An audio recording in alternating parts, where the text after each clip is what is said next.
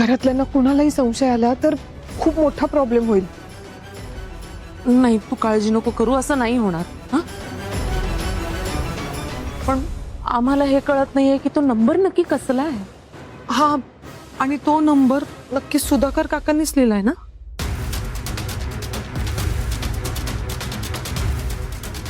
वहिनी, माझं मन मला सांगते सुधाकर काका आणि त्या नंबरचं नक्कीच काहीतरी कनेक्शन आहे.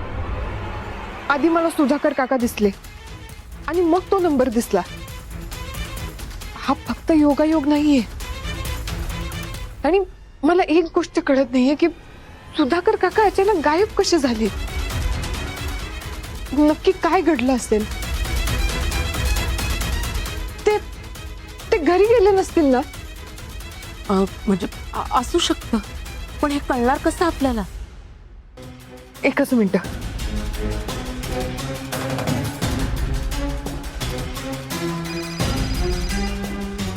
नीता वहिनींचा फोन. नक्कीच सावीबद्दल काहीतरी सांगायला फोन केला असेल. हॅलो रीने, एक अर्जंट काम आहे. सावे, तू? अगं, तू नीता वहिनींच्या फोनवरून फोन केलायस मला? रीने, हे बघ, आता नीता वहिनी आणि अवंती वहिनी पण आपल्या सोबत आहेत. हा, काय? कसं काय? आता हे सगळं कसं घडलं, का घडलं, मी तुला नंतर सगळं सांगते.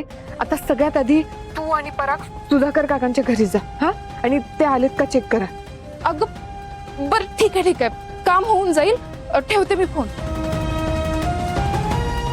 सुधाकर काका?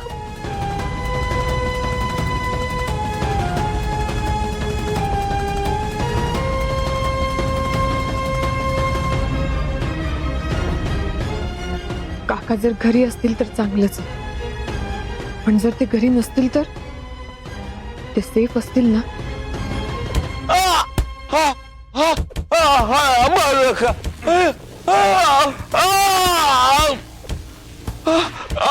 थांबा रे.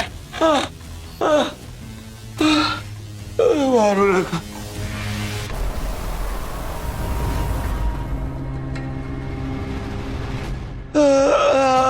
मारू नका.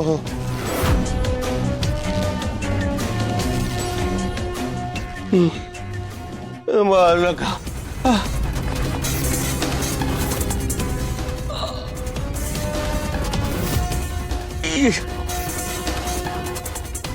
काय करता? मारू नका. आता बघतो कसं तोंड उघडत नाही ते. हे त्याला अजिबात झोपू द्यायचं नाही. काय डोळा मिट्टा कामा नाही जा.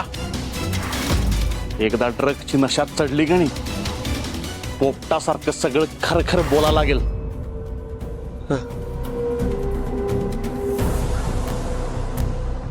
वाटलं होतं त्यापेक्षा जास्तच हुशार निघाला हा. इथनं सुटला आणि थेट त्या मंदिरात टपकला.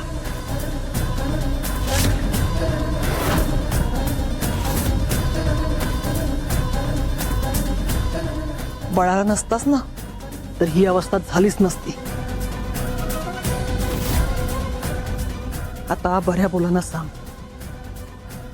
धैर्याला नंबर कोणी दिला? मला माहित नाही मॅडम.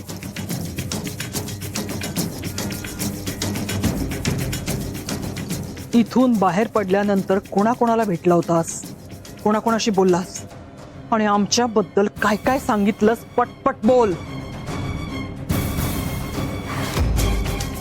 नाही, काय नाही. कुणाला सांग?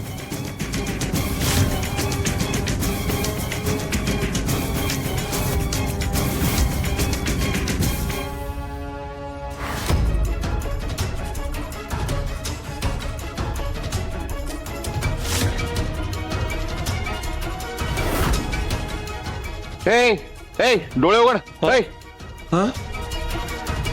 मॅडम काय विचारतायत त्या प्रश्नांची उत्तर दे.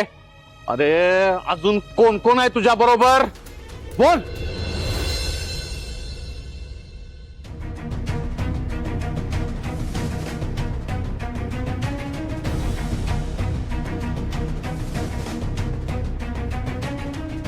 कशाचा नंबर असू शकतो?